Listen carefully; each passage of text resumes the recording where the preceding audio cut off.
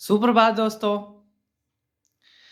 मैं आप लोगों के बीच उपस्थित हूँ रमेश जोशी जी के द्वारा लिखी गई पुस्तक बेवकूफ लड़का का रिव्यू लेकर। इस कहानी के संग्रह को लाजवाब कहता हूँ और रमेश जोशी जी के जज्बे को सलाम कहता हूँ।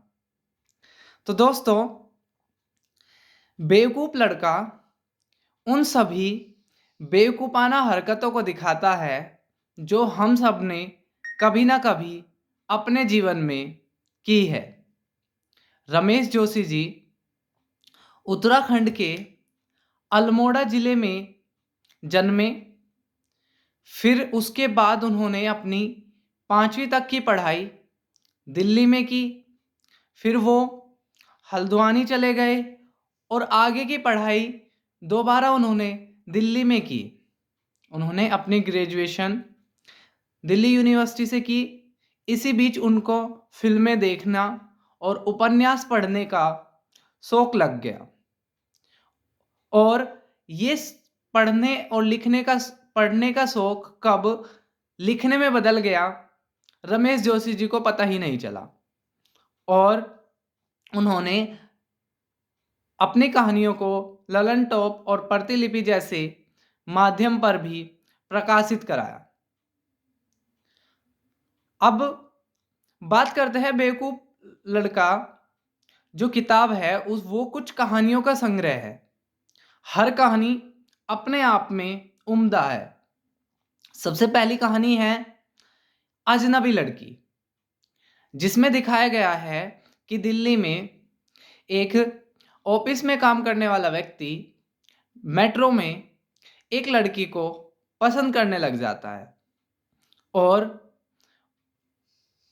इसी चाह में कि वो मेट्रो न छूट जाए वो ऑफिस भी जल्दी जाने लग जाता है।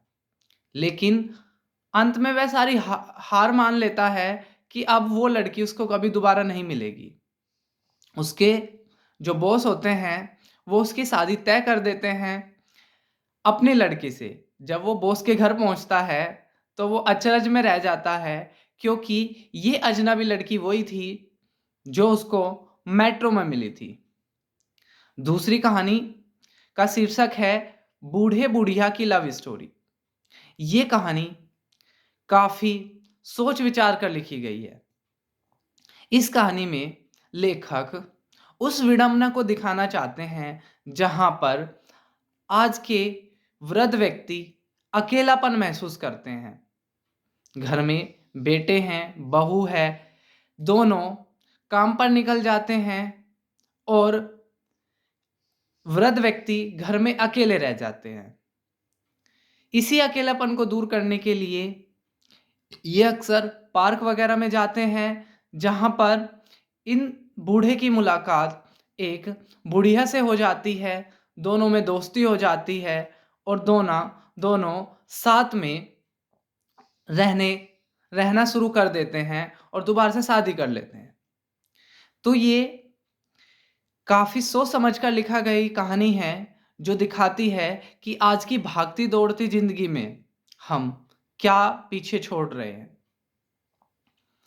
तीसरी कहानी लव लेटर के नाम से है, जिसमें दिखाया गया है कि एक बच्चा किस प्रकार हजारों हथकंडे अपनाता है अपनी प्रेमिका को रिझाने के लिए। वह छोटे बच्चों के द्वारा लव लेटर भिजवाता है और अंत में उनकी प्रेम कहानी सफल होती है। अगली कहानी है का शीर्षक है एंजल नेहा, और ये एक हास्यास्पद कहानी है क्योंकि इसमें दिखाया गया है कि एक लड़के का दोस्त उससे फेसबुक पर एंजल नेहा बनकर बात करता है और उनके मिलने का समय निर्धारित होता है। और जब वो दोनों आमने सामने होते हैं तो पता चलता है कि फेसबुक पर एंजल नेहा के नाम से ही वो ही लड़का था। तो ये कहानी हम लोगों को सतर्क करती है, सतर्क रहे, सावधान रहे।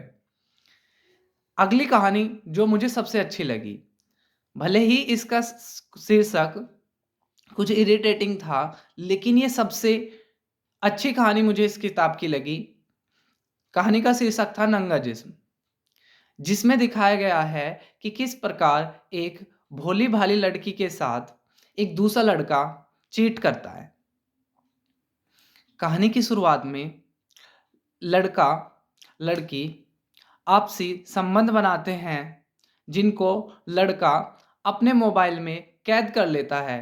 इसकी जानकारी लड़की को नहीं होती है, लेकिन वह लड़का उस लड़की को आगे चलकर धोखा दे देता है। लड़की एक सदमे में चली जाती है, लेकिन धीरे-धीरे वो ज़िंदगी जीना सीख लेती है और उसके परिवार वाले उसकी दूसरी जगह पर शादी करने के लिए तैयार हो जाते हैं। लेकिन वह लड़का एक दिन जिससे उसकी शादी होने वाली थी, उस लड़की को बुलाता है कि आपसे कुछ बात करनी है और उसको एक वीडियो दिखाता है, जो वीडियो देखकर लड़की अंततः सुसाइड कर लेती है। तो ये हमारे समाज की उस घिनौनी सोच को दिखाता है, जहाँ पर इस तरह के कार्य कर कर किसी को ब्लैकमेल किया जाता है, किसी की ज़िंदगी खराब की जाती है। इस कहानी के लिए मैं रमेश जोशी जी को बहुत-बहुत धन्यवाद देना चाहता हूँ। अगली कहानी सट्टा किंग के नाम से है, जिसमें उस लत को दिखाया गया है कि हम सट्टे में ज़्यादा से ज़्यादा चाह के लिए अपने बहुत सारे पैसों का नुकसान कर देते हैं और मजबूरन घर छोड़ना पड़ता है। इससे अगले वाली कहानी भी हास्यपद कहानी है। शीर्षक है टिकटॉक वाली दादी।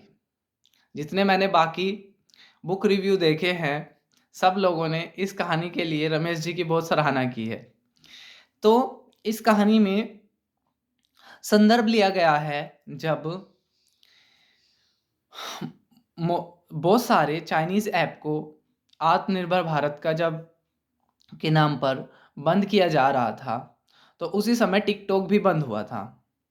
तो टिकटॉक की एक दादी थी, जो टिकटॉक के कारण अपने डांस, गाने और शॉर्ट वीडियो के कारण जो टिकटॉक पर बहुत ज़्यादा फेमस हो गई थी। जैसे ही उनको सूचना मिलती है कि टिकटॉक बंद हो गया, वो एक सदमे में चली जाती है। और कहानी का सबसे हास्यास्पद बात ये है कि उन दादी के लिए एक वृद्ध व्यक्ति उनके घर पर रिश्ता लाते हैं। उस परिवार को लगता है कि जो उनकी पोती है, उनके लिए ये अपने उसका रिश्ता लेकर आए होंगे, लेकिन वो रिश्ता लेके आते हैं इस टिकटॉक वाली दादी के लिए। तो ये कहानी भी काफ़ी अच्छी लगती है और ये जो दादी है, अपने फ़ेम के कारण परेशान हो जाती है। इसके अलावा इसकी जो अगली कहानी है, उसका शीर्षक है मेरी जुबानी, मेरी मौत की कहानी। तो इसमें दिखाया गया है कि मौत बड़ी अजीब चीज़ है। चंद पलों में व्यक्तियों के एहसास, जज़्बात, व्यवहार सब कुछ बदल कर रख देती है। जिसमें लेखक दिखाता है कि उनके मौत के बाद कैसे उनके बच्चा, जो आज तक उनका सम्मान नहीं करता था, उनका बेटा, कैसे उसके तुरंत विचार बदल गए। पड़ोसी जो अपनी ज़िंदगी में इतने व्यस्त थे, वो किस प्रकार उनके घर पर आए और उनके घर पर भीड़ जमा हो गई। तो इस कहानी की, इस पुस्तक की जो अंतिम कहानी है, उसका नाम है आखिरी रात। जिसमें दिखाया गया है कि एक पति-पत्नी जिनमें अनबन रहती है। पत्नी चाहती है कि वो काम करे और उसके पति ने शादी से पहले उसको वायदा किया था कि वो उसको जॉब करने देगा, लेकिन पति अपनी बात से मुकर जाता है। और इस कहानी में उस पीड़ा को भी दिखाया गया है, जहाँ पर आस-पड़ोस में ये चर्चाएँ ज़्यादा रहती है कि इनके घर में अभी तक कोई संतान क्यों नहीं हुई है। अंत में पत्नी ये स पता कर लेती है कि जो उनके पति है, उनका किसी दूसरी महिला के साथ संबंध है और उनको छोड़कर चली जाती है। तो ये थी रमेश जोशी जी की बेवकूफ़ लड़का किताब की कुछ कहानियाँ, और पुस्तक बहुत अच्छी है। आप भी इसको पढ़ने का प्रयास ज़रूर करें, और आप भी कोई ना कोई रिज़ॉल्यूशन ज़रूर लें।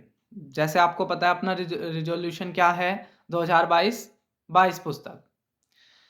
तो फिर मिलेंगे किसी नई बुक के साथ, तब तक के लिए जय हिंद, जय भारत।